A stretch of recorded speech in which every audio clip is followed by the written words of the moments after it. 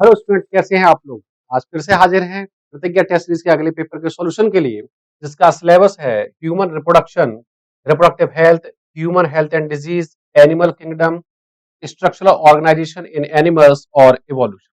शुरू करते हैं आज का पेपर। पहला जो क्वेश्चन इसमें दिया गया है कि निम्नलिखित कथनों को पढ़िए तथा सही विकल्प। हमारे काम की चीज ये है, हमें क्या चुनना है, सही विकल्प चुनना है। Read the following statement and find the correct options. यहाँ पे ऑप्शंस में क्या क्या दिए गए हैं कि युग्मक निर्माण की विधि युग्मक जनन कहलाती है। The process of formation of gamete is called gametogenesis. मतलब ये स्टेटमेंट हमारा कैसा है, सही है, हमें सही वाले ही चुनने हैं। दूसरे में कहा गया है वृषण में अपरिपक्व नर जर्म कोशिकाओं को स्पर्मेटोगोनिया कहते हैं। In testes, the immature male germ cells called spermatogonia, और ये स्टेटमेंट भी हमारा सही है, ऐसा मेंशन किया गया है। तीसरे में कहा गया है वृषण में शुक्राणु का निर्माण शुक्राणु जन द्वारा होता है, जो यौवन अवस्था से शुरू होता है ना। अगर हम मेल की बात करें, in testis sperm produces by spermatogenesis that begins at puberty. Male और फीमेल गैमेटोजेनेसिस में यही एक डिफरेंस होता है कि फीमेल के केस में जो गैमेटोजेनेसिस स्टार्ट होता है वो प्रायर टू बर्थ, जन्म के पहले से शुरू हो जाता है। जबकि मेल के केस में बात करें तो मेल के केस में जो गैमेटोजेनेसिस है वो आफ्टर प्यूबर्टी स्टार्ट होता है। चौथे में कहा गया है शुक्राणुजन कोशिकाएं सेमनीफेरस नलिका के अंदर, ये बात सही है, उपस्थित होती है तथा अर्धसूत्री विभाजन से अपनी संख्या बढ़ाती है। Spermatogonia present on the inside wall of seminiferous tubule, ये बात यहां तक ठीक लग रही है। And multiply by meiotic division, शब्द जो है वो गलत यहां पर कौन सा है, मियोटिक, क्योंकि नॉर्मली वहां पर जो कोशिकाएं होती है वो माइटोटिक डिवीजन से विभाजन करती है। आप जानते हैं गैमेटोजेनेसिस को हम 3 फेज में डिवाइड करते हैं, मल्टीप्लीकेशन फेज गुणन प्रावस्था, ग्रोथ फेज वृद्धि प्रावस्था, और मैचुरेशन फेज परिपक्वन प्रावस्था। उसमें से जो मल्टीप्लीकेशन फेज है वहां पर नॉर्मली समसूत्री विभाजन ही होते हैं। तो यहां पर हमारा डी वाला स्टेटमेंट कैसा है, गलत है, और बाकी के 3 स्टेटमेंट कैसे हैं, सही है। अगर हम ऑप्शंस पे जाएं तो ए में दिया है बी एंड सी, दूसरे में दिया है ए बी सी डी सभी, तो ये नहीं है। तीसरे में दिया है ए एंड सी, तो हमारा करेक्ट आंसर क्या हो जाएगा, डी। इसमें से ए बी और सी जो है वो सही है। नेक्स्ट क्वेश्चन पे चलते हैं। नेक्स्ट में दिया गया निम्नलिखित कथनों को पढ़िए, ठीक है, और हमें इसमें ढूंढना है क्या गलत, है ना, कि रीड द फॉलोइंग स्टेटमेंट और फाइंड आउट द इनकरेक्ट। हमें इनमें से इनकरेक्ट स्टेटमेंट जो है वो चुनना है। पहला दिया गया है जीएनआरएच एक हाइपोथैलेमिक हार्मोन है, ये बात सही है कि जीएनआरएच का निर्माण हाइपोथैलेमस में होता है, और इस हार्मोन के प्रभाव में अग्र पीयूष ग्रंथि एंटीरियर पीयूष ग्रंथि से, एंटीरियर पिट्यूटरी से अगर आप देखें तो वहां पर एफएसएच और एलएच का श्रावण होता है। दूसरे में कहा गया है जीएनआरएच का बढ़ा हुआ स्तर अग्र पीयूष ग्रंथि पर कार्य करता है, ये बात सही है, तथा 2 गोनेडोट्रोपिन हार्मोन के स्राव को उत्तेजित करता है।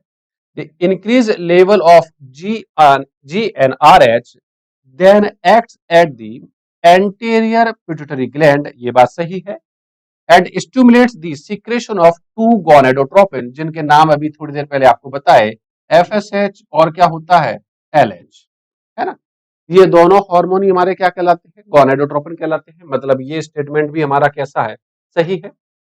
तीसरे में कहा गया है ल्यूटिनाइजिंग हार्मोन और पुट्टिका प्रेरक हार्मोन अग्र पीयूष ग्रंथि के हार्मोन है। LH and FSH are anterior pituitary hormone, थोड़ी देर पहले यही जिक्र अपन ने करा था कि एलएच और एफएसएच कहां से निकलते हैं, एंटीरियर पिट्यूटरी से निकलते हैं। मतलब हमारे ऊपर के तीनों स्टेटमेंट कैसे निकल के आए अभी तक सही। चौथा भी देखते हैं, एलएच लीडिक कोशिकाओं पर कार्य करता है, ये बात सही है, एलएच लीडिक कोशिकाओं पर कार्य करता है। LH act at the Leydig cells और ईस्ट्रोजन के संश्लेषण और स्राव को प्रेरित करता है, ये बात थोड़ा गलत है, क्योंकि लीडिक कोशिकाओं से ईस्ट्रोजन नहीं टेस्टोस्टेरोन एंड्रोजन्स निकलते हैं। मतलब हमारा ए बी और सी सही है, डी कैसा है, गलत है, जो है ना। और जो गलत है वही हमारा कैसा है, सही उत्तर है, हमें गलत ही चुनना था। तो यहां पर जो है एबीसी सही है, डी गलत है, जो गलत है वही हमारा क्या है, सही है, मतलब आंसर क्या आएगा हमारा डी आएगा। नेक्स्ट क्वेश्चन पे चलते हैं कि यदि किसी कारण से मानव जनन तंत्र में वासा इफ्रेंसिया अवरुद्ध हो जाए, if for some reasons the vasa efferentia in human reproductive tract gets blocked, the gametes will not be transported। अगर आप टेस्टिस या वृषण की काट को देखें तो आप पाएंगे कि एक अंडाकार संरचना होते हैं हमारे क्या टेस्टिस, और यहां से जो निकलती है संरचना उससे बोलते हैं अधिवृषण या इपिडिडाइमस। इपिडिडाइमस से बाद वाली संरचना को बोला जाता है वास डिफरेंस, और इपिडिडाइमस से पहले वाली नलिकाओं को बोला जाता है वासा इफरेंसिया। अगर वासा इफरेंसिया में ब्लॉक लगा है तो सिंपल सी बात है वो टेस्टिस से बाहर ही नहीं आ पाएंगे, वो इपिडिडाइमस तक ही नहीं पहुंच पाएंगे, क्योंकि ब्लॉकेज कहां लगाया है, वासा इफरेंसिया में लगाया है। तो इसी बेस पे ऑप्शन देख लेते हैं कि योनि से गर्भाशय तक ये नहीं होगा, वृषण से इपिडिडाइमस तक, हाँ, कि वृषण से इपिडिडाइमस तक वो नहीं पहुंच पाएंगे। इपिडिडाइमस से वास डिफरेंस तो भैया यहाँ पे इपिडिडाइमस से वास डिफरेंस में कोई रुकावट लगाई नहीं, वो तो उसके पहले लगाई है। और चौथा दिया है इनमें से कोई नहीं, तो हमारा करेक्ट आंसर क्या है, डी है। नेक्स्ट क्वेश्चन पे चलते हैं। नेक्स्ट में क्या कहा गया है, निम्नलिखित में से वह कौन सी एक चीज है जिसे सामान्य कॉकरोच में होते हुए सही कहा गया है ना, which of the following correctly state as it happens in common cockroach. हमें कॉकरोच के बारे में एक सही चीज ढूंढनी है।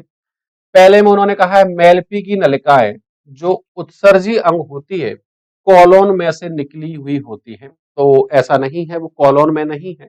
अगर आप कॉकरोच के एनसीईआरटी में देखें तो वहां पे मेंशन किया हुआ है कि मेलपिजियन ट्यूब्यूल क्या होती है, मिडगट और हाइंडगट के जंक्शन पॉइंट पे होती है ना। तो पहला स्टेटमेंट हमारा कैसा है, गलत है, कि मेलपिजियन ट्यूब्यूल्स आर एक्सक्रीटरी ऑर्गन, ये सही है, projecting out from the colon. दूसरे में कहा गया है रक्त में ऑक्सीजन का परिवहन हीमोग्लोबिन द्वारा होता है, तो ये पॉइंट भी गलत है। कॉकरोच में हीमोग्लोबिन नहीं होता है, इसलिए कॉकरोच का जो सर्कुलेटिंग फ्लूइड होता है वो कलरलेस होता है। Oxygen is transported by haemoglobin, ये पॉइंट भी हमारा कैसा है, गलत है। नाइट्रोजनी उत्सर्जी उत्पाद यूरिया होता है, नाइट्रोजन एक्सक्रीटिव प्रोडक्ट यूरिया। तो एनसीईआरटी में देखें कि यूरिकोटैलिक जीव जो है उसके 4 एग्जांपल एनसीईआरटी ने दिए हैं। एक दिया है बर्ड्स पक्षी, रेप्टाइल्स सरीसृप, स्थलीय घोंगे, है ना, टेरेस्ट्रियल जो अपने स्नेल है, और एक दिया है कीट। कीटों में भी जो है वहां वो यूरिया एक्सक्रीट नहीं करते हैं, वो यूरिक एसिड एक्सक्रीट करते हैं। तो ये पॉइंट भी हमारा कैसा है, गलत है। भोजन का चबाना और पिसना मैंडिबल और गिजार्ड द्वारा होता है, the food is grinded by mandible and gizzard, ये पॉइंट हमारा कैसा है, सही है। हमारा करेक्ट आंसर क्या होगा इसमें, डी होगा। नेक्स्ट पे चलते हैं कि संभोग के माध्यम से संचारित होने वाले रोग इन्हें सामूहिक रूप से क्या कहते हैं। सामान्य तौर पे देखा है हमने सेक्सुअली ट्रांसमिटेड डिजीज या वेनरल डिजीज कह देते हैं, है ना। एक में दिया गया है यौन संचारित रोग, सेक्सुअली ट्रांसमिटेड डिजीज, सही है। रतिज रोग, वेनरल डिजीज, ये भी सही है। और जनन पथ के संक्रमण, रिप्रोडक्टिव ट्रैक्ट इन्फेक्शन, ये भी सही है। मतलब हमारा करेक्ट आंसर क्या है इसमें, डी है। नेक्स्ट क्वेश्चन पे चलते हैं। नेक्स्ट क्वेश्चन में दिया गया है गिफ्ट तब लागू होता है। देखिए इस क्वेश्चन में आपको क्या करना है, सबसे पहले तो आप इसका पूरा नाम सुने। पूरा है गैमेट इंट्राफेलोपियन ट्रांसफर, कि हम किसी फीमेल में गैमेट को ट्रांसफर कर रहे हैं। अब किसी फीमेल में गैमेट को ट्रांसफर क्यों करेंगे, मतलब ये हुआ कि वो फीमेल जो है वो गैमेट नहीं बना पा रही है, और फीमेल गैमेट क्या होता है, एग। अब यहां पे ऑप्शन में देख लेते हैं कि एक महिला आरोपण के लिए अक्षम है, a female is incapable of implantation. दूसरे में क्या लिखा है, एक महिला प्रसव के लिए अक्षम है, a female is incapable of parturition. तीसरे में दिया है मादा अंडा नहीं बना सकती। हाँ, ये पॉइंट हो सकता है, बिल्कुल सही है, कि अगर कोई फीमेल एग नहीं बना रही है तो हम जो है वहां पर गैमेट को फैलोपियन ट्यूब में ट्रांसफर कर सकते हैं। तब उस टेक्निक को क्या कहा जाता है, गिफ्ट कहा जाता है। नेक्स्ट पे चलते हैं, गर्भ निरोधक गोलियां लेनी होती है, the contraceptive pills have to be taken. अगर आप एनसीईआरटी में देखें तो एनसीईआरटी में ये मेंशन किया हुआ है कि जो कॉन्ट्रासेप्टिव पिल्स हैं उन्हें मेंस्ट्रुअल साइकिल के प्रथम 5 दिनों से ही लेना होता है, और लगातार 21 दिनों तक लेते हैं, और उसके बाद 1 सप्ताह का गैप देकर, 1 सप्ताह का गैप कि अगर 21 दिन तक ली है तो 1 सप्ताह के गैप के बाद कितने दिन हो जाएंगे? 28। मतलब हमारी नेक्स्ट मेंस्ट्रुअल साइकिल स्टार्ट हो जाएगी और नेक्स्ट मेंस्ट्रुअल साइकिल के प्रथम 5 दिनों से फिर से शुरू कर लेना है। अब इन्हीं चीजों को ऑप्शन में देख लेना है कि रोजाना 21 दिन की अवधि तक के लिए, ये बात सही है। अधिक मानता है मासिक चक्र के पहले 5 दिनों के भीतर से ही। हमारा करेक्ट ऑप्शन तो यहीं पे ही मिल गया है, लेकिन फिर भी एक बार और बाकी के पढ़ लेते हैं कि साप्ताहिक ऐसा नहीं है। उन्होंने ये नहीं कहा और 2 दिन की अवधि के लिए, है ना, 2 दिन की अवधि का अगर साप्ताहिक भी है तो उसे हर सप्ताह लेना होता है। रोजाना 21 दिनों की अवधि के लिए ये ठीक है। अधिक मानता है मासिक चक्र की समाप्ति के बाद, जी नहीं, समाप्ति के मासिक चक्र के प्रारंभ से ही उन्हें लेना होता है। उपरोक्त में से कोई नहीं। तो हमारा करेक्ट आंसर क्या आ जाएगा? ए, कि daily for a period of 21 days यहां से लेना है और स्टार्ट नहीं करनी है, preferably with in the first 5 days of menstrual cycle. हमारा करेक्ट आंसर क्या है? ए है। नेक्स्ट क्वेश्चन पे चलते हैं कि मैक्रोफेज एक एचआईवी फैक्ट्री की तरह कार्य करती है। एसएसआर में दिया गया है macrophage act like a HIV factory, ये एनसीईआरटी में मेंशन किया हुआ है कि एचआईवी का जो वायरस है वो मैक्रोफेज के अंदर एंट्री करता है और उसके बाद अपनी संख्या को बढ़ाता है और इस प्रकार से मैक्रोफेज एक एचआईवी फैक्ट्री की तरह कार्य करती है। स्टेटमेंट हमारा जो है वो सही है, कथन जो है, असर्शन जो है वो सही है। कारण में दिया गया है कि एचआईवी मैक्रोफेज में गुणन करता है जिससे मैक्रोफेज की संख्या में उत्तरोत्तर कमी आ जाती है। एनसीईआरटी में संख्या में जो कमी दी गई है वो दी गई है हेल्पर टी सेल के लिए, जो है मैक्रोफेज के बारे में ऐसा कुछ भी नहीं है। ये जो कमी आती है वो किसमें है? हेल्पर टी सेल में है। मतलब हमारा कथन कैसा है? सही है। और कारण कैसा है? गलत है ना? कि अगर आप रीजन की बात करें तो HIV multiplies in the macrophage leading to the progressive decrease in the number of macrophage. Assertion is correct but reason is false. मतलब हमारा करेक्ट आंसर क्या है इसमें? कि कथन सही है किंतु कारण जो है वो सही नहीं है। करेक्ट आंसर हमारा क्या होगा इसमें? सी होगा। नेक्स्ट क्वेश्चन पे चलते हैं। नेक्स्ट क्वेश्चन में दिया गया है सहज प्रतिरक्षा इन्नेट में सभी लक्षण पाए जाते हैं, है ना, कि innate immunity have all the feature except, हमें गलत वाला ढूंढना है। इन्नेट इम्यूनिटी वो होती है जो बाय बर्थ हम में होती है, जब पैदा होते हैं तब से हम में रहती है और ये नॉन स्पेसिफिक जो है होती है, मतलब हर प्रकार के पैथोजेंस को रोकने के लिए काम में आती है। यह जीवन भर रहती है।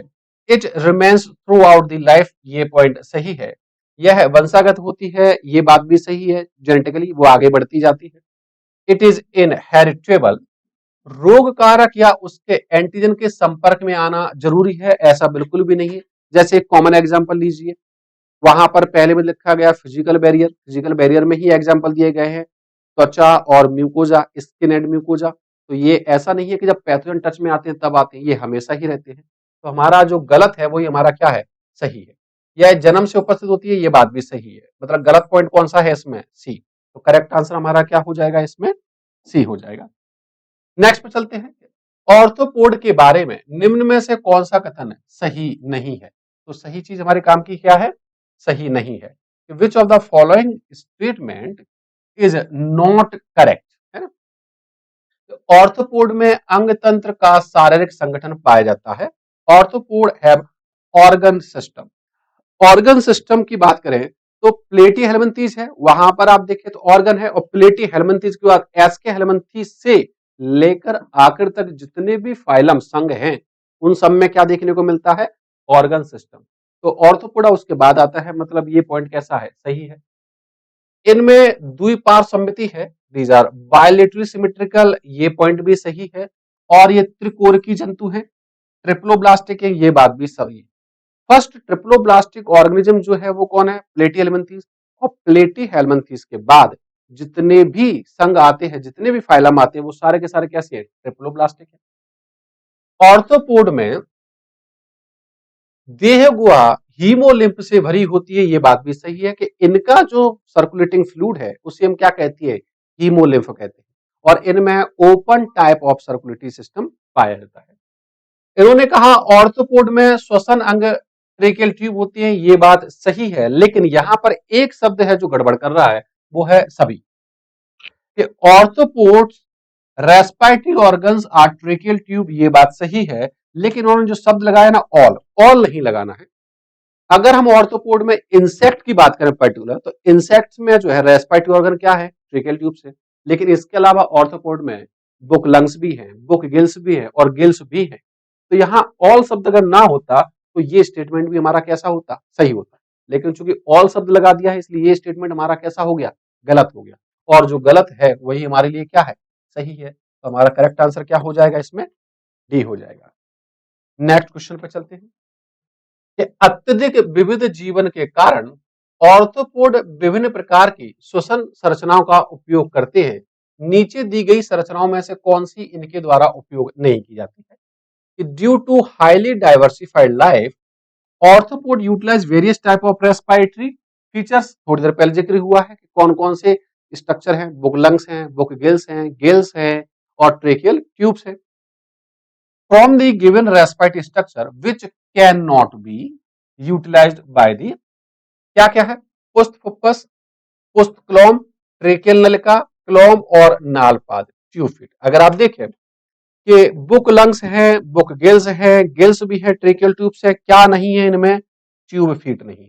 ट्यूब फीट जो है वो इकाइनोडर्मेटा का कैरेक्टर होता है, उनमें पाए जाते हैं। तो यहां पर हमारे पास करेक्ट आंसर क्या हो जाएगा, ओनली ई।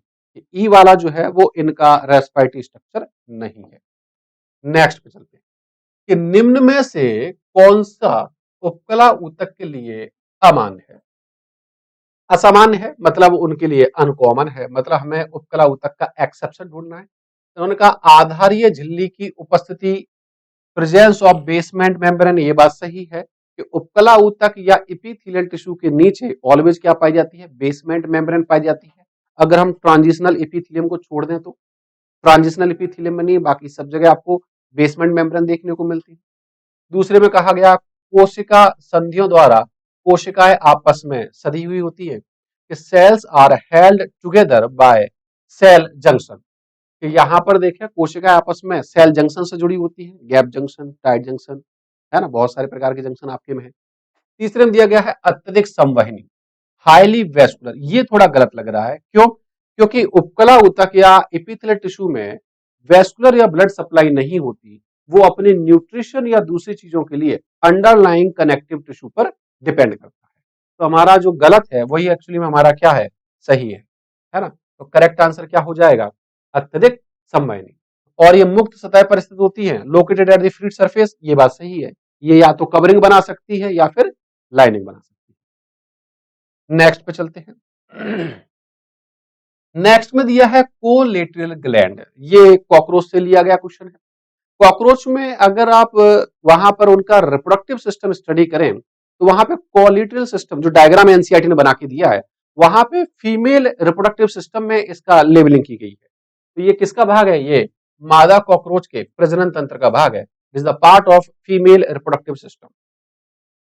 नेक्स्ट में देखें कि पी से टी तक दिए गए कथनों को पढ़े तथा सही विकल्प चुनकर इसमें भरे, है ना। Read the following statement P to T and select the option that correctly fills 1 to 5। देखते हैं कि नर मेढक के गले पर एक विशेष अंग पाया जाता है जिसे, ऑप्शन में देखिए तो आप पाएंगे कि सभी में वाक्कोश लिखा है, वोकल सैक, मतलब यहां पर जो फर्स्ट है वो हमारा क्या आएगा, वोकल सैक आएगा।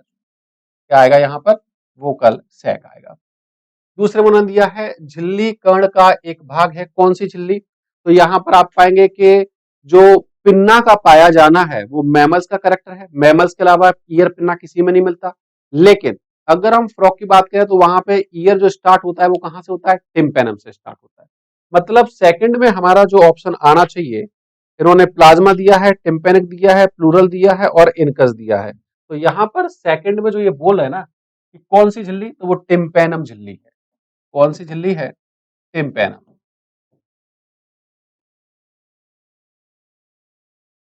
तीसरे में उन्होंने कहा है कि मेढक की त्वचा को कोष जैसी ग्रंथियां यहां पर अगर पाए तो मेढक में ज्यादातर ग्रंथियां नहीं है, लेकिन वहां पर आप पाएंगे कि मेढक की त्वचा जो होती है वो नम व चिपचिपी होती है और उनको बनाने का काम करती है वहां पर कौन, म्यूकस ग्लैंड। कौन, म्यूकस ग्लैंड। मतलब जो है हमारा वहां पर क्या मिल सकता है, म्यूकस ग्लैंड हो सकता है। अगर आप मेढक की जीभ की बात करें तो ये बाइलूब्ड होती है, ताकि वहां पर जो कीड़े मकोड़े हैं उन पर ग्रिप अच्छी बने। तो यहाँ पे अगला जो पॉइंट है कि मेढक की जीभ कैसी होती है, तो ये बाइलोब्ड होती है। और नेक्स्ट में दिया गया है स्थल पर फेफड़ों द्वारा श्वसन, और फेफड़ों द्वारा श्वसन क्या कहलाता है, तो फेफड़ों द्वारा श्वसन जो कहलाता है वो कहलाता है पल्मोनरी रेस्पिरेशन। क्या कहलाता है, पल्मोनरी रेस्पिरेशन। तो हमारे ये जितने भी फिल इन द ब्लैंक्स हैं उनमें ये सारी चीजें भरी जाएंगी। और ये जो करेक्ट ऑप्शन हमें मिल रहा है ये मिल रहा है ऑप्शन बी में। कहां मिल रहा है, ऑप्शन बी में। तो यही हमारा क्या है, करेक्ट आंसर है। नेक्स्ट पे चलते हैं कि दिए गए चित्र में दो पौधे, एक दिया गया है बोगनविलिया, उसका दिया गया है थॉर्न। एनसीईआरटी का डायग्राम है एज इट इज, है ना। जो होमोलॉगी या समजातता जहां पे दी गई है वहां पे ऐसा दिखाया गया है। कुकुरबिटा की बात करें तो ये उसका टेंड्रिल है। कि अगर हम दोनों की ही बात करें तो दोनों का ऑरिजिन क्या है, सेम है, एक्सिलरी बर्ड से होता है। लेकिन दोनों की फंक्शन की बात करें तो कांटे का काम क्या है, प्रोटेक्शन देना, और टेंड्रिल का काम क्या है, सहारा देना, है ना। तो दोनों के काम कैसे हैं, अलग अलग है। तो ये किसको शो करता है, होमोलॉगी को शो करता है। कि दिए गए चित्र में दो पौधे हैं, एक में कांटा है और दूसरे में प्रतान है। बोगनविलिया और कुकुरबिटा के कांटे और प्रतान क्या दर्शाते हैं। कि in given figure there are two type of plants, one has thorn and other has tendril. Thorn and tendril of bougainvillea and cucurbita show homology सही है, ये अपसारी विकास ये भी सही है, अनुकूली विकिरण ये भी सही है। मतलब हमारा करेक्ट आंसर क्या हो जाएगा, डी हो जाएगा। नेक्स्ट क्वेश्चन पे चलते कि निम्न में से कौन सा मानव 1400 सीसी, मतलब लगभग लगभग जो आधुनिक मानव है, मॉडर्न मैन है, उसके बराबर ही, जो 1 लाख से 40,000 वर्ष पूर्व, कितना, 1,000 से 40,000 वर्ष पूर्व और मध्य एशिया के पास रहता था और अपने शरीर की रक्षा के लिए खाल का इस्तेमाल करते थे और अपने मृतकों को दफनाते। मृतकों को दफनाने का जो ट्रेंड है वो शुरू करा था किसने, निएंडरथल मानव, है ना। कि इसका करेक्ट आंसर क्या आएगा, Neanderthal man. Which of the following man has brain size of 1400 cc, lived near East and Central Asia between 1 lakh to 40,000 years back. They use height to protect their body and buried their dead. इसका correct answer क्या है, Neanderthal है। Next question पे चलते हैं कि वह कौन सा विशेष प्रकार का मादक द्रव्य है। ये एनसीईआरटी का डायग्राम है और आप पाएंगे धतूरे का है। किसका है ये, धतूरे का। धतूरे से जो निकलता है वो क्या है, एक हेलुसिनेशन होता है, जो हेलुसिनेशन इफेक्ट पैदा करता है। नेक्स्ट पे चलते हैं। नेक्स्ट में दिया गया है कॉलम में दिए गए जंतुओं को कॉलम 2 में दी गई उनकी विशेषताओं और कॉलम 3 में दिए गए उनके संघ या वर्ग से सही मिलान कीजिए, है ना। Match the name of animal in column 1 with one characters in column 2 and the phylum and class of column 3 to which it belongs। यहाँ पे कॉलम 1 में दिया गया है एडम्सिया। एडम्सिया अगर आप देखें तो एडम्सिया वहां पर किस संघ का सदस्य है, ये सिलेंट्रिटा का सदस्य है। आर्य समिति है, ये बात सही है, लेकिन ये पॉरीफेरा का है, ये बात गलत है। दूसरे में दिया गया पेट्रोमाइजोन, ये बात सही है। ये एक्टोपैरासाइट है, ये बात भी सही है। और ये साइक्लोस्टोमेटा का मेंबर है, ये बात भी सही है। लेकिन फिर से वही बात, जल्दबाजी नहीं करना है, हड़बड़ी में नहीं रहना है, बाकी के स्टेटमेंट भी देखना है। इक्तियोफेस, ये बात सही है, स्थलीय बोल सकते हैं क्योंकि, और ये आता किसमें है, उभयचर में, क्योंकि उभयचर थल और जल दोनों जगह पे रहते हैं। ल्यूमुलस शरीर पर काइटिन युक्त बाह्य कंकाल, ये बात सही है। और ल्यूमुलस जो है किंग क्रैब कहलाता है और ये ऑर्थोपोडा का सदस्य होता है, स्पीशीज का नहीं है। मतलब हमारा करेक्ट ऑप्शन क्या निकल के आया, पेट्रोमाइजोन। नेक्स्ट पे चलते हैं। ऐसा सर्जन दिया गया है कि शुक्राणु जनन किशोरावस्था के समय शुरू होती है, कि spermatogenesis start at the age of puberty, ये बात सही है। बोले ऐसा क्यों हो रहा है, क्योंकि इसी दौरान प्यूबर्टी के बाद ही जीएनआरएच हार्मोन का लेवल जो है वो बढ़ जाता है और उसके प्रभाव में एफएसएच और एलएच का लेवल बढ़ जाता है, जिसकी वजह से स्पर्मेटोजेनेसिस जो है वो शुरू होती है। कि गोनेडोट्रोपिन रिलीजिंग हार्मोन का उल्लेखीय स्राव बढ़ जाता है। मतलब ये स्टेटमेंट और ये उसका जो कारण है वो दोनों सही है और ये उसकी व्याख्या भी करता है ना? कि significant increase in the secretion of gonadotropin releasing hormone. तो हमारा करेक्ट ऑप्शन क्या होगा कि दोनों ए और आर सही है, परंतु आर ए का सही व्याख्या नहीं करता है, जी नहीं। दोनों ए और आर सही है और आर ए की सही व्याख्या करता है कि both A and R correct and R is the correct explanation of A. Next पे चलते हैं कि मानव वृषण में सेमनीफेरस नलिकाओं के बाहर ना पाई जाने वाली, यहां पर इस शब्द पे ध्यान देना, ना पाई जाने वाली। सेमनीफेरस नलिका के बाहर ना पाई जाने वाली मतलब सेमनीफेरस नलिका के अंदर की बात हो रही है। और सेमनीफेरस नलिका के अंदर कौन सी कोशिकाएं मिलती हैं? Sertoli cells. कौन सी सेल्स मिलती हैं? Sertoli cells. कि यहां पर नलिकाओं के बाहर ना पाई जाने वाली कोशिकाओं को कहा जाता है द सेल फाउंड नॉट, इस शब्द पे ध्यान दीजिएगा, not outside the seminiferous tubule in human testis are called Sertoli cells. तो करेक्ट आंसर क्या है हमारा? बी है। नेक्स्ट क्वेश्चन पे चलते हैं। सूची 1 के साथ सूची 2 को सुमेलित करें, है ना? Match the list 1 with list 2। एक में दिया गया है प्राथमिक स्पर्मेटोसाइट, दूसरे में दिया गया है द्वितीयक स्पर्मेटोसाइट, तीसरे में दिया गया है स्पर्मेटिड और शुक्राणु। Primary spermatocyte, secondary spermatocyte, spermatid और स्पर्म। यहां पर अगर आप मिलाएं कि प्रत्येक में 23 गुणसूत्र होते हैं, तो 23 गुणसूत्र जो है वो द्वितीयक से स्टार्ट होते हैं, मतलब ये प्राथमिक वाला तो मैच नहीं कर सकता। स्पर्मेटोजोआ में बदलता है, तो स्पर्मेटोजोआ में कौन बदलता है? स्पर्मेटिड बदलता है। स्पर्मेशन की क्रिया के द्वारा सेमनीफेरस नलिकाओं से मुक्त होते हैं, और सेमनीफेरस नलिकाओं से मुक्त कौन होते हैं? शुक्राणु होते हैं। समय समय पर अर्धसूत्री विभाजन होता है, और अर्धसूत्री विभाजन किसमें होता है?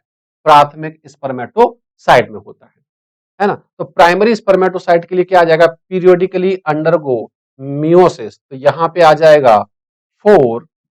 सेकेंडरी स्पर्मेटोसाइट के लिए आ जाएगा कि ट्रांस हैव ओनली 23 क्रोमोसोम, और स्पर्मेटिड के लिए क्या आ जाएगा? Transformed into spermatozoa.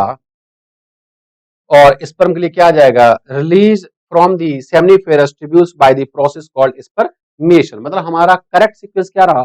4 1 2 3, जो हमें कहां देखने को मिल रहा है? 4 1 2 3। मतलब हमारा करेक्ट आंसर क्या है इसमें? बी है। चलते हैं अगले क्वेश्चन पर। अगले क्वेश्चन में देखें क्या लिखा गया है कि सहेली के लिए गलत कथन जो है वो हमें चुनना है। इनकरेक्ट स्टेटमेंट फॉर सहेली। सहेली एक ओरल कॉन्ट्रासेप्टिव पिल है जो लखनऊ की CDRI, है ना, सेंट्रल ड्रग रिसर्च इंस्टीट्यूट ने बनाया है। क्या कहा गया है? ये एक मौखिक गर्भरोधक है, इज ए ओरल कॉन्ट्रासेप्टिव, ये बात सही है।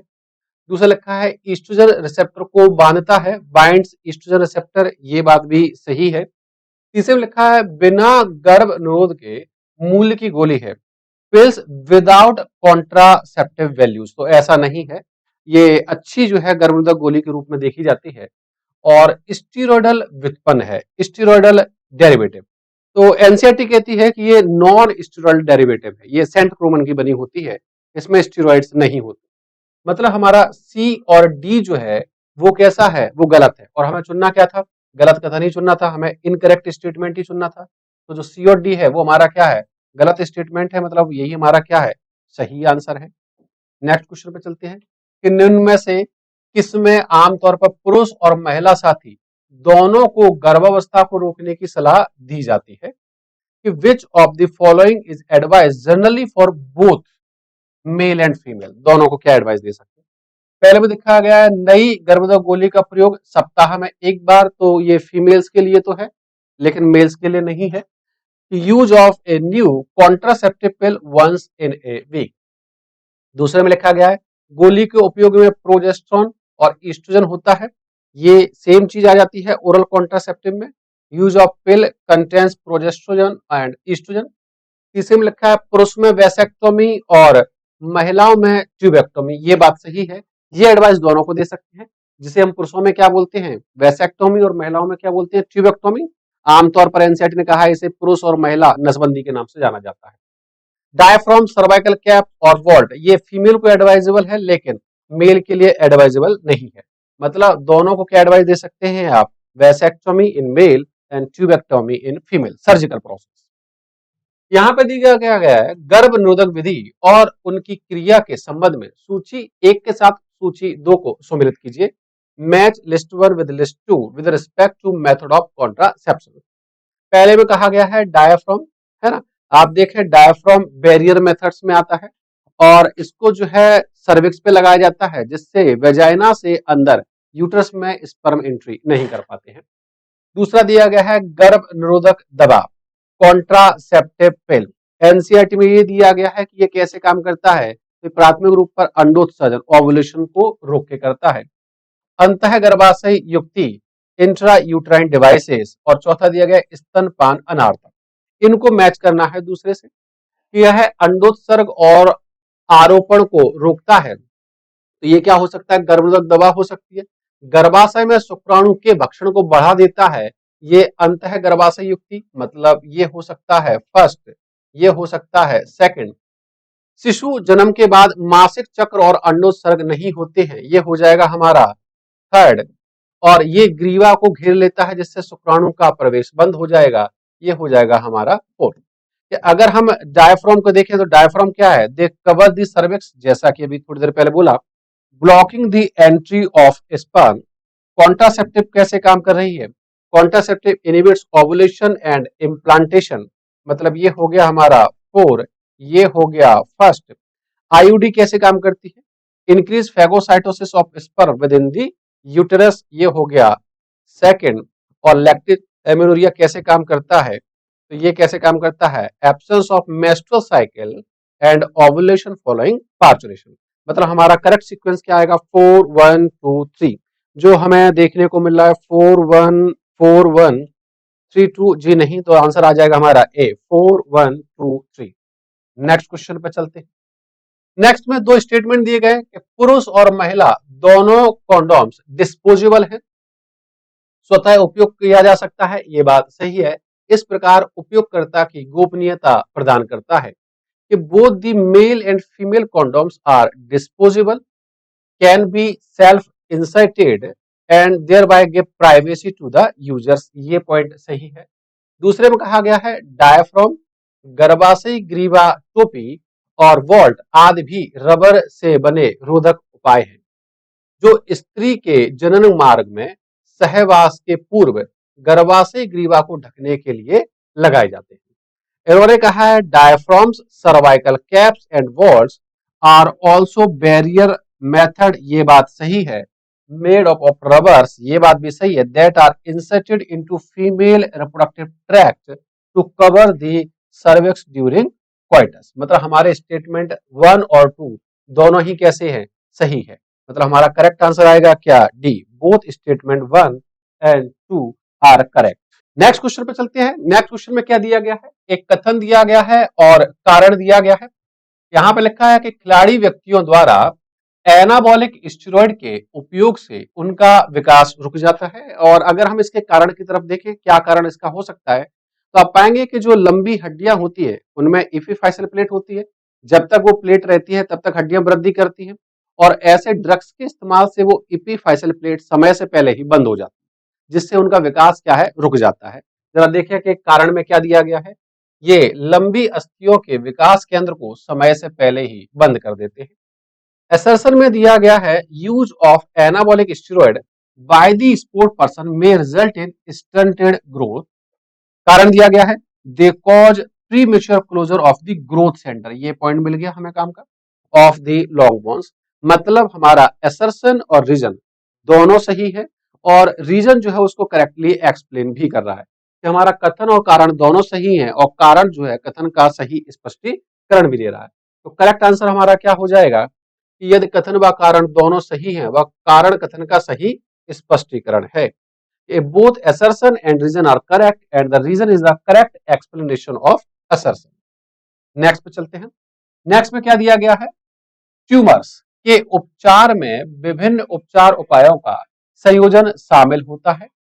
इनमें से कौन सी विधि जैव अनुक्रिया रूपांतरण, हमारे काम की चीज निकल के आई ये, के रूप में कार्य करती है कि treatment of tumours involves a combination of various treatment. NCERT में देखें बेसिकली 3 टाइप के लिए उसमें कहा गया है, कीमोथेरेपी, रेडियोथेरेपी और सर्जिकल। और वहीं पे एक शब्द उन्होंने इस्तेमाल किया है, biological immune modifier, biological response modifier. Biological response modifier कौन होते हैं? तो बेसिकली ये इंटरफेरॉन्स होते हैं, ये भी मेंशन किया हुआ है। तो हमारा करेक्ट आंसर क्या है इसमें? डी है। नेक्स्ट पे चलते हैं। द्विपार्श्व समूह के लिए सही को चिन्हित करें। Mark the correct statement for group Bilateria. Bilateria की बात करें तो ये शुरुआत कहां से होती है? ये शुरुआत होती है प्लेटिहेल्मिन्थी से। मतलब यहां पर जो भी करेक्टर्स दिए गए होंगे वो या तो प्लेटिहेल्मिन्थीज के लिए होंगे या प्लेटिहेल्मिन्थीज के बाद के फाइलम के लिए होंगे। अब इन्होंने क्या पूछा है? सही को चिन्हित करें। इन्होंने कहा ऊतक तंत्र, तो प्लेटिहेल्मिन्थीज पहला है जो बायलेटरिया है और प्लेटिहेल्मिन्थीज में ही ऑर्गन लेवल ऑफ ऑर्गेनाइजेशन पाया जाता है। मतलब ये जो बात लिखी है टिश्यू ऊतक तंत्र है ना, ये टिश्यू सिस्टम ग्रेड, ये प्लेटिहेल्मिन्थीज के पहले की बात है। हमें चुनना था सही। दूसरा उन्होंने कहा त्रिकोण की कि द्विपार्श्व समूह, द्विपार्श्व समूह कहां से स्टार्ट होगा? प्लेटिहेल्मिन्थीज। फर्स्ट बायलेटरिया कौन है? प्लेटिहेल्मिन्थीज। और प्लेटिहेल्मिन्थीज के ही सदस्य में आप देखें तो वो ट्रिप्लोब्लास्टिक भी है। तीसरे में कहा गया है कोशिका समूह शरीर रचना, सेल ग्रेड बॉडी प्लान। और सेल एग्रीगेटेड बॉडी प्लान जो पाया जाता है वो पाया जाता है किसमें? पॉरीफेरा में। मतलब ये भी प्लेटिहेल्मिन्थीज से पहले का ही हो गया। तीसरे में दिया गया है सेफेलाइजेशन की अनुपस्थिति। फर्स्ट टाइम सेफेलाइजेशन मतलब हम वहां पर अग्र और पश्चभाग जहां से डिफरेंशिएट कर पाते हैं वो भी स्टार्ट होता है कहां से? प्लेटिहेल्मिन्थीज से। मतलब ये 3 कैरेक्टर जो है मैच नहीं खा रहे हैं। जो कैरेक्टर मैच खा रहा है वो कौन है? ट्रिप्लोब्लास्टिक। हमारा करेक्ट आंसर क्या है? ट्रिप्लोब्लास्टिक। नेक्स्ट में देखें, मोलस्का जंतुओं का दूसरा सबसे बड़ा संघ है। ये बात सही है, एनसीईआरटी में इस चीज को लिखा भी गया है कि Mollusca represent second largest phylum of animalia. Mollusca के बारे में निम्न में से एक गलत कथन हमारे काम की चीज क्या है? रॉन्ग स्टेटमेंट चुनिए। From the given statement mark the incorrect. हमें चुनना क्या है? इनकरेक्ट। इन्होंने कहा सभी कोमल शरीर वाले हैं जिनका शरीर सिर पाद अंतरांग ककुद में विभेदित होता है। all have soft body which is differentiated into head, foot and visceral mass। ये बात सही है, एनसीईआरटी में इसके बारे में लिखा भी है। दूसरा लिखा है अंतरांग ककुद मेंटल या पेलियम द्वारा घिरा होता है। ये बात भी सही है कि visceral mass is covered by mental और पेलियम। सामान्यतः खुले प्रकार का रक्त संवहन तंत्र पाया जाता है। ये बात भी सही है। अगर हम मोलस्का में देखें तो सिर्फ सेफेलोपोड मोलस्का जो होते हैं उनमें क्लोज्ड सर्कुलेटरी सिस्टम मिलता है ना। उसके अलावा जो भी मोलस्का के मेंबर है उन सब में क्या मिलता है? Open circulatory system. मतलब ये पॉइंट भी हमारा कैसा है? सही है। और चौथा क्या दिया है? गोही। अगर हम सीलोमेट की बात करें तो सीलोमेट कहां से स्टार्ट हो जाता है? प्लेटिहेल्मिन्थीज तक जो है वो एसीलोमेट है। एसके हेल्मिन्थीज जो है वो स्यूडोसीलोमेट है। और एसके हेल्मिन्थीज के बाद के जितने भी मेंबर है वो सारे सीलोमेट है। मतलब ये सारे के सारे स्टेटमेंट कैसे हैं? सही है। मतलब उपरोक्त सभी कथन कैसे हैं? सही है। All the statements are correct. Next पे चलते हैं। संयुक्त उपकला के लिए कौन सा कथन सही है? संयुक्त उपकला मतलब which statement is correct regarding compound epithelium. Compound epithelium वो एपिथेलियम होता है जिसमें कोशिकाओं की एक से ज्यादा लेयरिंग होती है, तब हम उसे क्या बोलते हैं? Compound epithelium. कि यह मुख्यतः सुरक्षात्मक होती है, ये बात सही है। It is mainly protective. दूसरे में लिखा है सभी कोशिकाएं आधारीय झिल्ली पर स्थित होती है, तो ऐसा नहीं है क्योंकि अगर हम कंपाउंड एपिथेलियम बनाते हैं तो जो सबसे नीचे वाली कोशिकाएं होती हैं ये तो आधारी झिल्ली के संपर्क में हैं, लेकिन जो इसकी ऊपर वाली कोशिकाएं हैं वो आधारी झिल्ली के संपर्क में नहीं होंगी। नेक्स्ट में देखिए, अंतर्वर्ती उपकला स्त्रावण के लिए जिम्मेदार होती है। स्त्रावण, अवशोषण, सीक्रेशन, एब्जॉर्प्शन और डिफ्यूजन, विसरण, ये सिंपल एपिथेलियम के कैरेक्टर होते हैं, कंपाउंड के नहीं होते हैं। मतलब ये वाला लक्षण भी मैच नहीं खा रहा है। यह समान कोशिकाओं की बनी होती है, तो ऐसा भी नहीं है। यहां पर कोशिकाओं का शेप जो है वो अलग अलग होता है। मतलब हमें चुनना था क्या? सही। और हमारी सही चीज क्या निकल के आई, यह मुख्यतः कैसी होती है, सुरक्षात्मक। It is mainly protective. तो करेक्ट आंसर हमारा क्या है, ए है। मेढक में ग्रीवा नहीं होती, ये क्वेश्चन भी आप लोगों ने लगाए होंगे कि ग्रीवा नहीं होती, अगर वह उपस्थित होती तब क्या होता। तो इसका करेक्ट आंसर आता है कि अगर उसके पास नेक रीजन होता तो उसके उछलने में, आपने देखा होगा मेढक जो है वो उछल कूद करते हुए चलता है, तो उसके उछलने में जो है वो रुकावट आता है। करेक्ट आंसर जो नॉर्मली मिलता है कि भूमि पर आसानी से छलांग लगाने में ये कैसे होते, अक्षम होते, being unable to leap on land easily.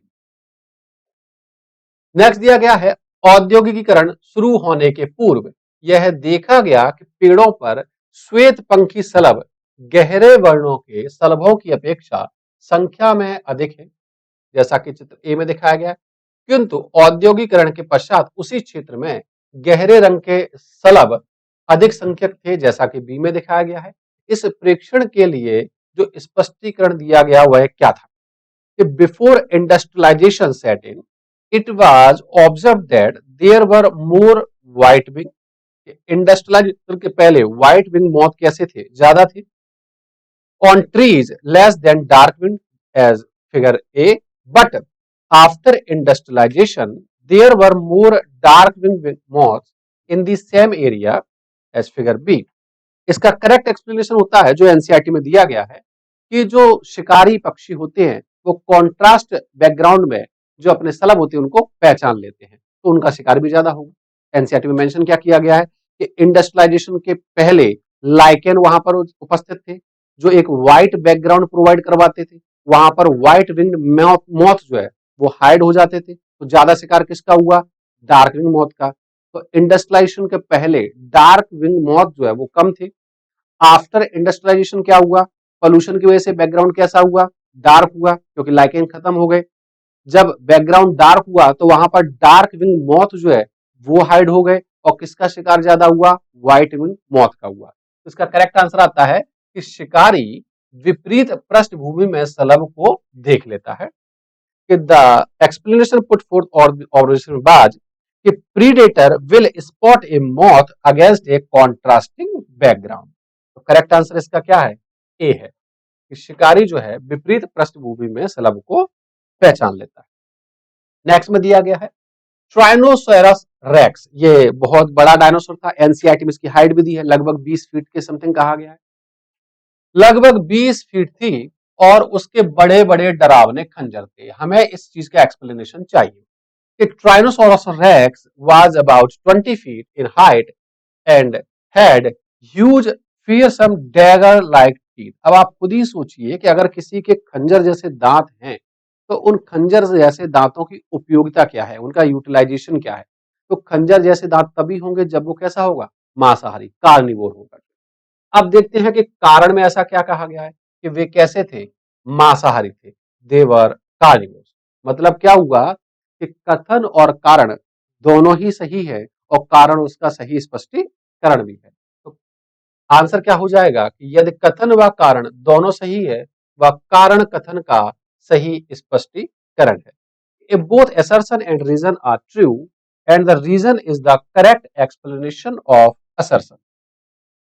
Next पे चलते हैं कि उच्चतर कशेरुकियों में प्रतिरक्षा तंत्र स्वकोशिकाओं व गैर कोशिकाओं में भेद कर सकता है यदि तंत्र का यह आनुवांशिक अपसामान्यता के कारण गुण नष्ट हो जाए और स्वकोशिकाओं को नष्ट करने लगे तो हम इसे ऑटोइम्यून डिजीज कहते हैं, स्वप्रतिरक्षा विकार। In higher vertebrates the immune system can distinguish self and non self cells. If this property is lost due to genetic abnormality and it attacks self cells, then it leads to autoimmune disease। ये सबसे सरलतम questions में एक है। अगर आप देखें तो इसमें कोई बहुत ज्यादा कंसेप्शन नहीं था, बहुत इजी क्वेश्चन था। नेक्स्ट पे चलते हैं कि उपकला कोशिकाओं के प्रकार को क्या कहते हैं जो फैलोपियन नलिकाओं, श्वसनिकाओं तथा छोटी श्वसनियों में पाया जाता है। The type of epithelial cells which line the inner surface of fallopian tube, bronchioles and small bronchi are known as। अगर आप देखें ये जितने भी एग्जाम्पल इन्होंने लिए हैं उन सब में कहीं ना कहीं सीलिया की जरूरत पड़ती है ताकि वो चीजों को मूवमेंट करा सके जो है। जैसे आप फेलोपियन ट्यूब की बात करें तो वहां पे जो है जो एग है जो ओवम है उसको मूवमेंट करा के बाहर लाएंगे। आप ब्रोंक्यूलर ब्रोंकाई की बात करें तो वहां पे म्यूकस को बाहर निकाला जाएगा। तो ऐसे में मूवमेंट कराने का काम कौन कर सकता है? वहां पे सीलिया कर सकते हैं। ऐसी जगह पे कौन सी एपिथेलियम मिलती है? सीलेटेड एपिथेलियम या पक्षमाभुकला मिलती है। नेक्स्ट पे चलते हैं। अंडकोश बनाए रखने में मदद करता है। अगर आप देखें the scrotum help in maintaining, NCERT में मेंशन किया गया है कि जो स्क्रोटम होते हैं वो उदर गुहा के बाहर आउटसाइड द एब्डोमिनल कैविटी रखे गए। टेस्टिस को स्क्रोटल सैक में रखा गया है। क्यों रखा गया है आउटसाइड द एब्डोमिनल कैविटी? ताकि एनसीईआरटी में मेंशन किया गया है कि वहां पर टेम्परेचर 2 से 2.5 डिग्री सेंटीग्रेड कम रहे नॉर्मल बॉडी टेम्परेचर से। तो जो स्क्रोटम है उनका काम क्या है? टेम्परेचर को कम रखना नॉर्मल बॉडी टेम्परेचर से। कि उच्च तापमान जी नहीं, तापमान हमें कम चाहिए। कम तापमान बिल्कुल हो सकता है लोअर टेम्परेचर। शरीर के तापमान के समान ऐसा भी नहीं है। शरीर के तापमान से 5 डिग्री सेंटीग्रेड ऊपर ऐसा नहीं है। हमारा करेक्ट आंसर क्या है? बी है। नेक्स्ट पे चलते हैं कि नर जननांग की स्खलन वाहिनी the ejaculatory duct of male genitalia. Ejaculatory duct कब बोलते हैं? जब सेमाइनल वेसाइकल से निकल के आने वाली डक्ट और वास डिफरेंशिया की डक्ट दोनों आपस में मिल जाते हैं तब उसे कहा जाता है स्खलन वाहिनी या इजैकुलेटरी डक्ट।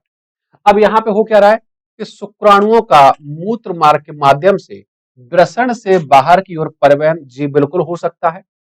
शुक्राणुओं के मूत्र मार्ग के माध्यम से वृषण के बाहर की ओर संग्रह और परिवहन।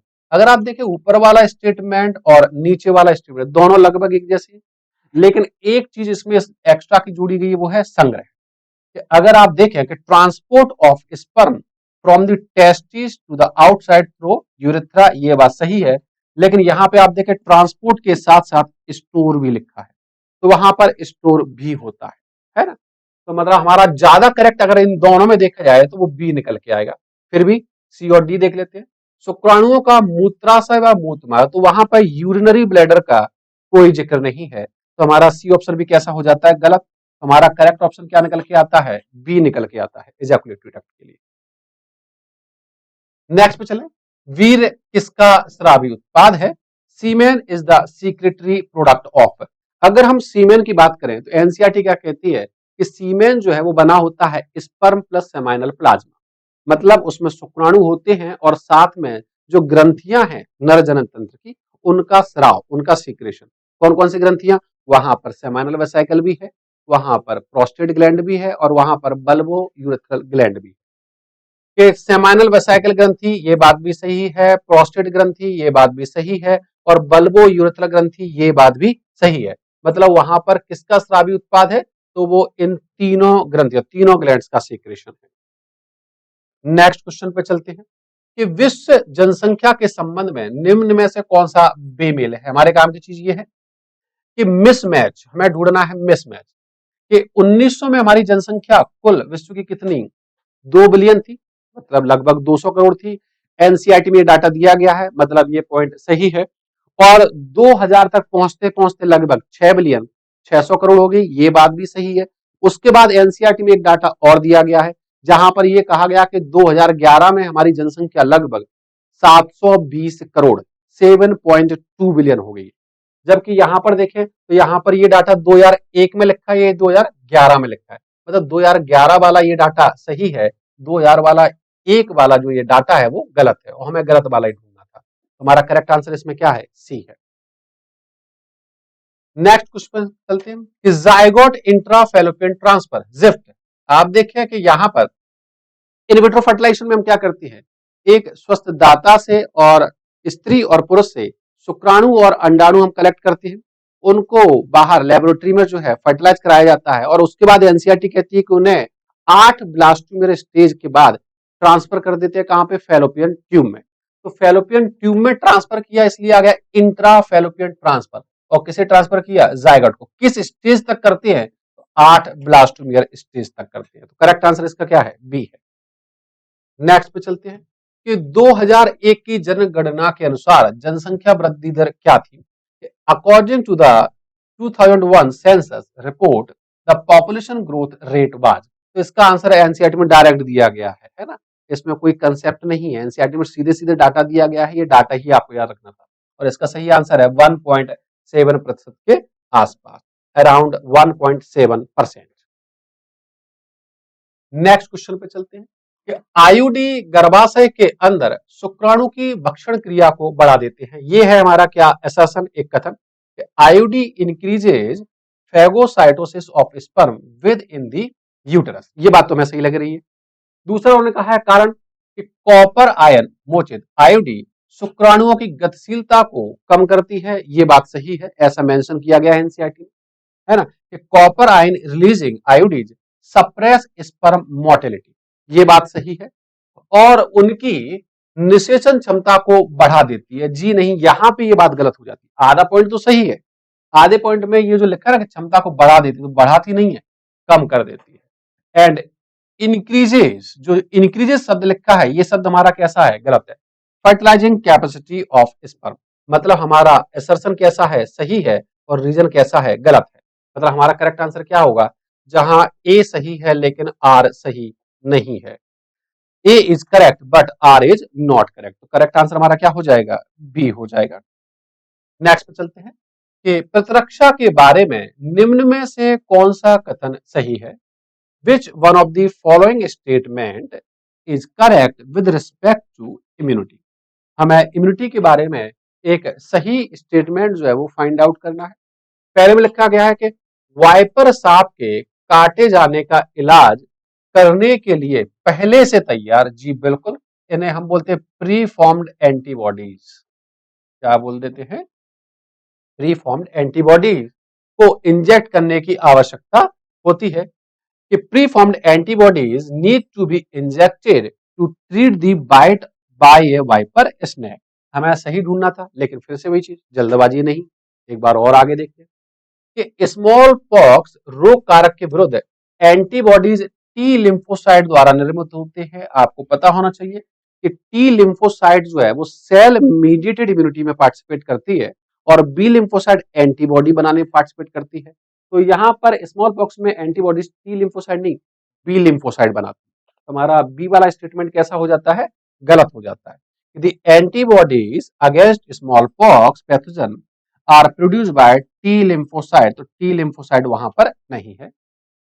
नेक्स्ट में एंटीबॉडीज एक प्रोटीन अणु है, ये बात सही है। एंटीबॉडीज आर प्रोटीन मॉलिक्यूल जिसमें 4 हल्की श्रृंखलाएं होती हैं, ये बात थोड़ा गलत है कि each of which has 4 light chain. वहां पर 4 लाइट चेन नहीं है, 2 लाइट चेन है और 2 हैवी चेन है।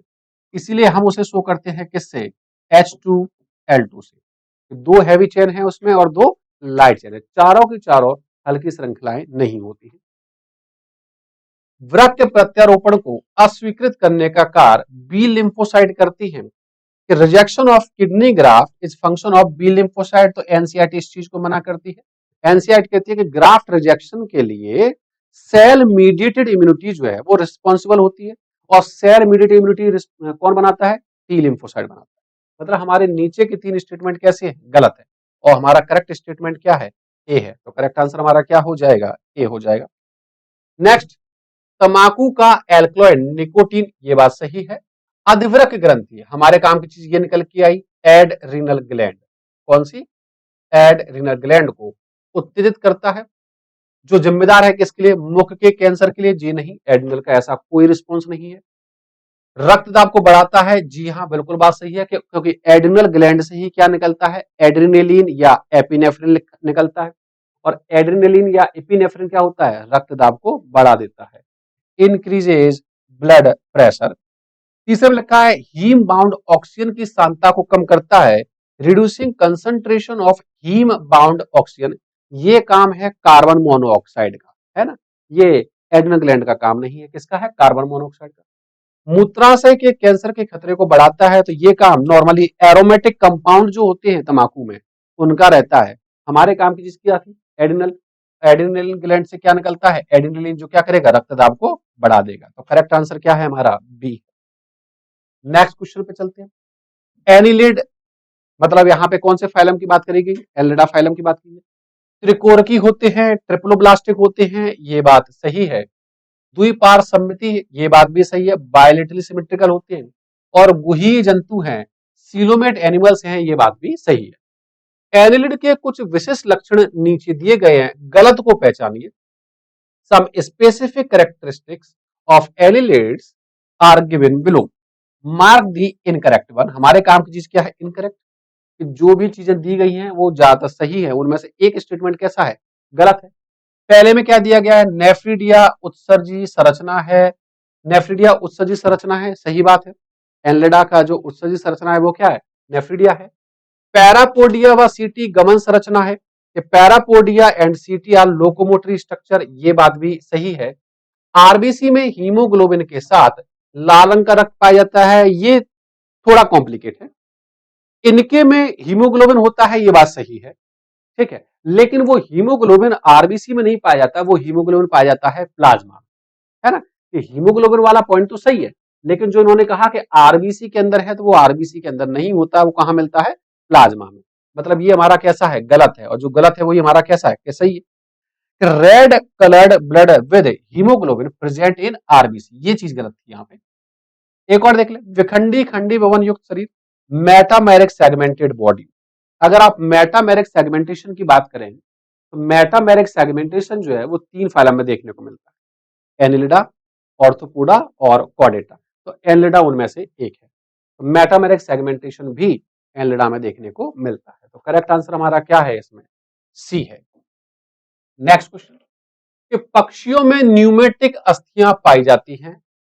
न्यूमेटिक अस्थियां ऐसी होती हैं जिनमें स्पेस होती है और उनमें हवा भरी होती है, जिससे उनका शरीर कैसा हो जाता है? हल्का। हल्का होने से उन्हें उड़ने में आसानी रहेगी। अगर जो हम सोच रहे हैं वो नीचे कारण में दिया गया है, तो वो उसका स्पष्टीकरण है कि न्यूमेटिक बॉन्स क्यों पाई जाती है? ताकि उनका शरीर कैसा रहे? हल्का रहे और उन्हें उड़ने में कैसी रहे? आसानी। अब जरा नीचे देख लेते हैं कि एसर्शन में कहा जाता है कि बर्ड्स हैव न्यूमेटिक बॉन्स, ये पॉइंट सही है। दूसरा कि पक्षियों में उच्च बीएमआर व प्रति एमएमक्यू रक्त में अधिकतम आरबीसी पाई जाती है, ये बात भी सही है। कि बर्ड्स हैविंग हायर बीएमआर, ये बात सही है।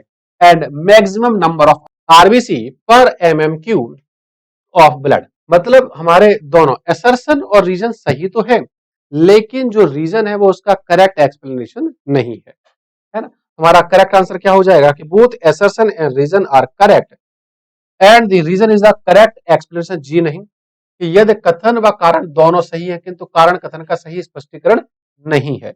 मतलब हमारा करेक्ट आंसर क्या हो जाएगा इसमें? बी हो जाएगा। नेक्स्ट पे चलते हैं। गुदीय लूम पाया जाता है, एनल सरकाई। अगर डिफरेंशिएटिंग फीचर की बात करें तो मेल और फीमेल कॉकरोच में जो डिफरेंस होता है मॉर्फोलॉजिकली, वो होता है एनल स्टाइल का। एनल स्टाइल मेल में पाया जाता है, एनल स्टाइल फीमेल में नहीं होता है।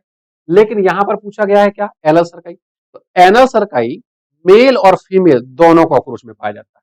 तो आंसर इसका क्या होगा? नर व मादा दोनों कॉकरोच में होता है। नेक्स्ट पे चलते हैं।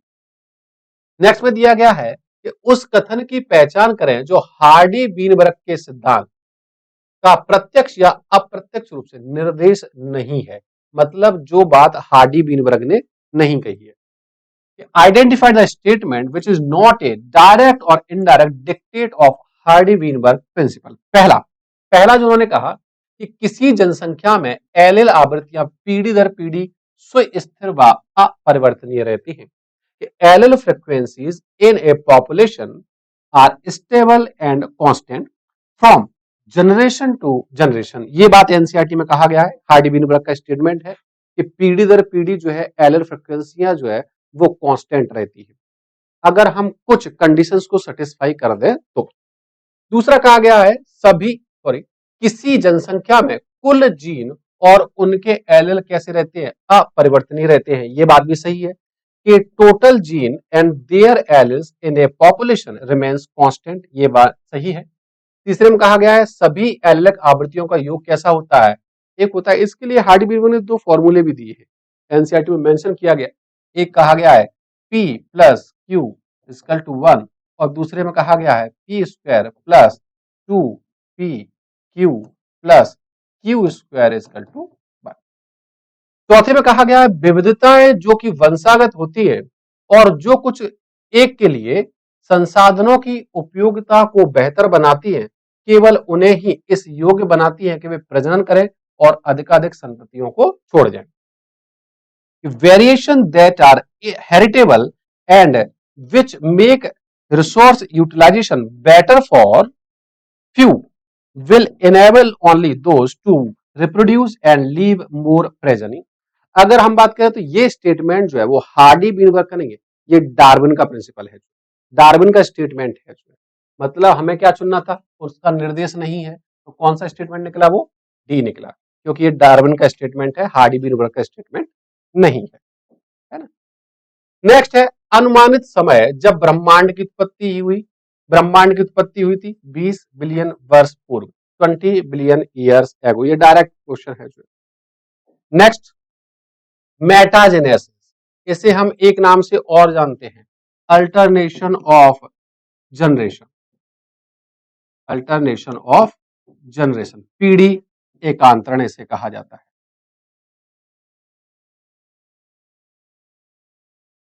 है ना। जहां पर ये करेक्टर किसका है, सिलेंट्रेटा का है, जहां पर लैंगिक और अलैंगिक अवस्थाएं एक के बाद एक रिपीट होती है। स्टेटमेंट एनसीईआरटी में दिया गया है कि polyp produce medusa asexually and medusa produce polyp sexually. तो जहां पर लैंगिक और अलैंगिक अवस्था रिपीट होती है तब उसे क्या कहा जाता है, मेटाजेनेसिस। मेटाजेनेसिस रेफर्स टू एक खंडित शरीर और जनन की अनिषेक जनन विधि का पाया जाना, जी नहीं। Presence of a segmented body and parthenogenetic mode of reproduction. दूसरा विविध स्वरूपों का पाया जाना, ये भी नहीं है। Presence of different morphic forms. तीसरा एक जीव की अलैंगिक और लैंगिक प्रवस्थाओं के बीच पीढ़ी एकांतरण, alternation of generation between asexual and sexual phases of organism. तो हमारा करेक्ट आंसर क्या है इसमें, सी है। क्या है ये, सी है। तो इस प्रकार आपका ये पेपर सॉल्व होता है, आप एक बार क्रॉस चेक करें और कोई भी डाउट आए तो उसको पूछें। आज के लिए बस इतना ही। Thank you very much, thanks a lot.